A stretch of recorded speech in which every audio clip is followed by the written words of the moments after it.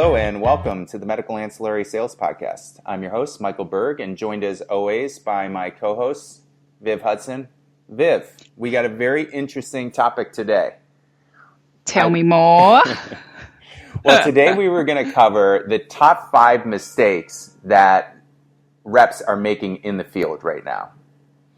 And you and I have compiled the list. And I think we got it pretty well covered. We've been doing this a few years now, and we've been able to compile all the issues that people have been having. We've been able to really narrow those down to 5 major mistakes that people are making. So can you lead us off with number 1, Viv? Sure can, and I think you and I could probably put our hands up at some point and admit to making some of these mistakes. So Absolutely. If you're out there, just know that we've all been there. So one of them is just presentation. So if you are going to a doctor's office to sell stuff, the first thing you want to do is actually look the part. So if you're a guy, you want to be wearing a shirt with a tie. A jacket is going to make you look a lot more professional than somebody who bowls up in a pair of jeans and a polo shirt. So just looking the part, I think, is always important, and making sure your nails are clean. I mean, just the basics. So there's plenty of people that roll up and they probably maybe had lunch in their car and dropped their ketchup down their front of their shirt. You know, it might be time to go buy a new shirt rather than walk into a doctor's office looking like that. Viv, when I went through corporate training with Merck, they spent a lot of time talking about that. I mean, they really, when we were at training, we wore suits and ties to training. We're not seeing any doctors. It's just us in a room, 30 people in a training room in Scottsdale. There's nothing to dress up for, but they get you into that mindset of you got to look the part. And really, people are buying you as much as they're buying the program. They're thinking, okay, does this program sound good? And is this the person who can pull it off for me? And you really cannot overdress when you're going into a practice. I know, like, I live in Southern California, and yeah, you could get by with just putting on a golf shirt and a pair of dress pants. But if you do go that extra step and wear something that looks good, I mean, people judge you based on that. So I agree with you 100%. Yeah. Now, along those lines, in terms of preparation, there's, and this goes into point number 2, it's preparing to go into the practice. That is the second mistake that people make. We talk about it all the time, but I continue to see that mistake from people, is not doing the proper pre-call planning, which means researching the practice that you're going into. And with the internet, gosh, it's really easy at this point to find out a lot of information about the doctor. What type of medicine do they do? What sort of services are they currently offering in their practice? Almost every practice has a website. What associations do they belong to? What have I spoken to them about before, and what's my strategy going forward to push this toward the end result that I'm looking for, which is to get them to buy into a program? Right. And that's absolutely key, is actually having some knowledge about what you're trying to sell. So, I mean, we can walk in as consultants and be a jack of all trades and a master of none, but you really want to be able to talk coherently, at least about your top 3 products, and actually sound like you know what you're talking about. So that's all part of that preparation, which I guess then takes us into talking too much. So when we get in front of the doctor, we might be so enthused by the information that we have that we think that all we want to do is let the doctor know what we know. But there is that saying, when we talk and we say, we're only repeating something that we know, whereas if we listen, we might actually learn something.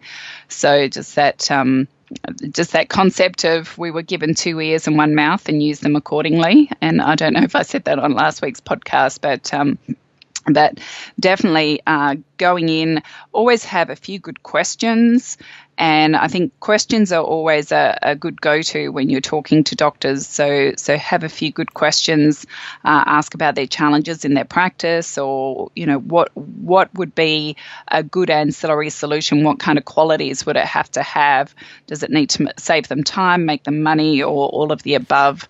And just find out what their pain points are. So, and when you talk and listen, that's really going to help you build your relationships with your doctor as far as getting them to feel comfortable with you and building that bridge to forming a strong bond with them. Absolutely, Viv. I mean, yeah, we may have mentioned it in the past, but it can't be said too much. You should go in with some open-ended questions. Always have those in your holster ready to fire those out. What's your experience been in the past with this program, doctor? Have you heard of this program? What is important to you guys? What goals are you looking to accomplish? And we've all been there, Viv. Just imagine, I have a family member, an uncle who's like this. I'm about 99.9% sure he doesn't listen to this podcast. I'm okay saying this. I have an uncle who's like this, though, who's notorious. He doesn't listen. And when you're talking to him, you can see his eyes are not looking right at you, and he's just thinking of the next thing he's going to say. And so I'll be talking to him about, the trip I just took up to wine country. And before you know it, I'm telling him, oh yeah, then we took a spaceship to Mars, and then we saw Amelia Earhart, and He's just waiting he's not even listening. He's just listening for the next thing that he can say. And doctors are people; they can pick up on this too. And you can tell when someone is really listening intently. That means having a notebook out, and when the doctor tells you something, write it down, jot it down, even if it's just as an exercise to show him that you're listening. So Viv, you're looking sharp. You're totally prepared, and now you're asking some open-ended questions, and you're listening intently. You're right. Done. You're done, right? Well, not quite. Not exactly. Because number 4, which should be number 1, with a huge, in bold, highlighted, all caps, you name it. The most important thing in this list is number 4, which is the follow-through. It's downright pitiful in this business. I see a lot of people, because most people in this business are 1099. And this is an eat what you kill mentality. And so a lot of the people that are drawn to this business are people like me, who really, we get a thrill out of making the sale. So when you get the doctor to say yes to a program, I'm on to my next one. It's very tempting to do that. But what ends up happening is, the large majority of the time, and I can tell you, we've sold for hundreds of vendors. We've sold dozens and dozens of different ancillary programs. So we have a nice petri dish going of little experiments and been able to see how these things actually play out. And it doesn't matter which ancillary we're talking about.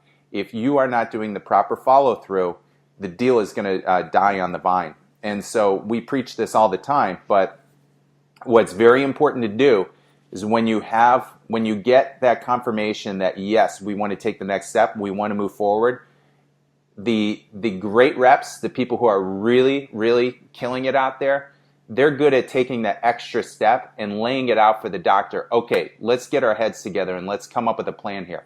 I know you want to move forward with the program. Remind them of why they're doing it. Ask them for confirmation. Is this why you're doing the program? Okay, in order to achieve this goal, this is what I'm going to need from you. This is how often I'm going to be here. And you establish what this partnership is going to look like.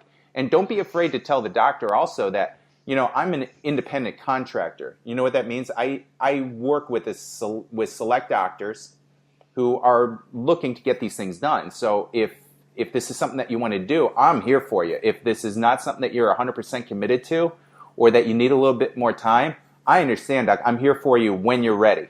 But until then, I'm going to keep hunting for new business, of course. So I think if you kind of put it to a doctor like that, they're always concerned about their own time, but they're not as concerned about your time. But I think they have this assumption that, this guy's getting $100,000 a year base salary and a company car and a lunch expense account. But that's not the case in our business. And I think if you let them know that, hey, I'm in the same boat you are. I'm an independent contractor. Viv, I'm meandering on.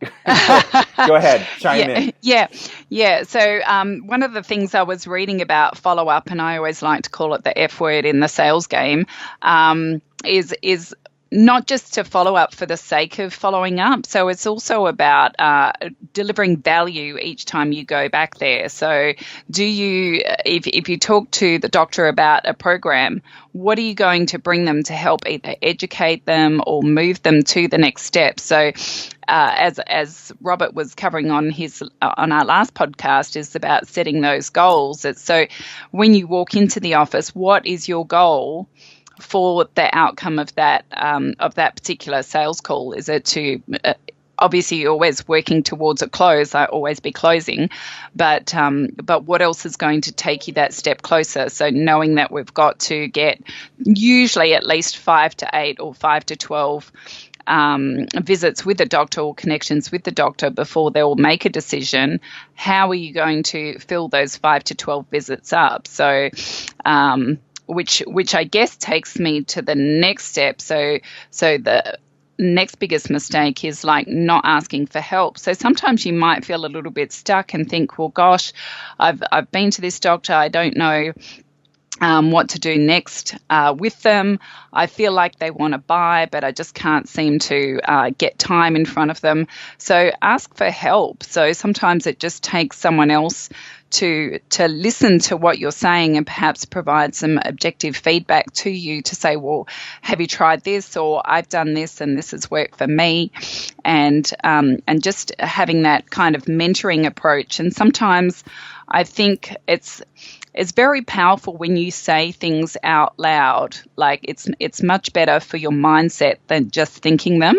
And often that's why people talk to themselves, is sometimes when you say things out loud, it helps you to align that logic of that thought process within your head. And sometimes that's why if you're sharing a problem with someone else, you don't always want them to fix it. You just want them to listen, because by the act of actually saying things out loud, it helps you to structure your own solutions in your own mind.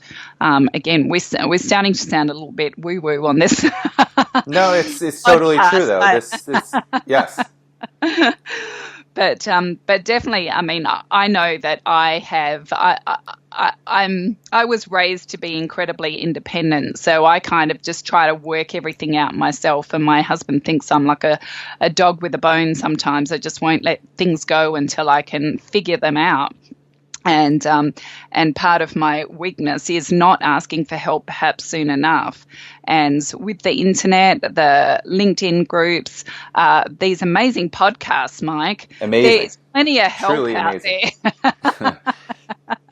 There is a lot of help. And, in my experience, most people are cool people. And if you ask them for help, if anybody asks me for help, I don't care if they work with me or if they work for a competitor. If someone asks me for help, I love helping people. I mean, that's ultimately why I get in this business. I wanted to help doctors, but I love helping people. And I know most people who I know you're included in this, Viv. If someone comes to me for help, even if it's just something to bounce something off of me, or if you want to talk to somebody else who's had some success in the field, or if it's something where, geez, man, everyone is making so much money off this pharmacy program, but I haven't gotten one account on board. There could be that little thing that you're missing, and you can reach out to us. We can hook you into other people who've had some success. Hey, I could hook you up with, a handful of reps out there who have been closing these things left and right. You can talk to them and see what they're doing. I mean, don't be afraid. It doesn't mean that make you any less of a sales rep. In fact, it makes you a superior sales rep to ask for help. And it doesn't mean you're not. I know everyone is an independent contractor, and the key word is independent. Well, that doesn't mean you don't collaborate and you don't bounce things off of other people. So Absolutely. Yeah. Viv, I think we got the list covered. That was very good. I appreciate it. Appreciate your. Yeah, well, I think we can always relate to our mistakes a lot easier than perhaps the solutions. So knowing that we're all out there making the same mistakes and knowing that there is a solution is hopefully good for our listeners. Absolutely. Thanks, Viv. Thanks, Mike.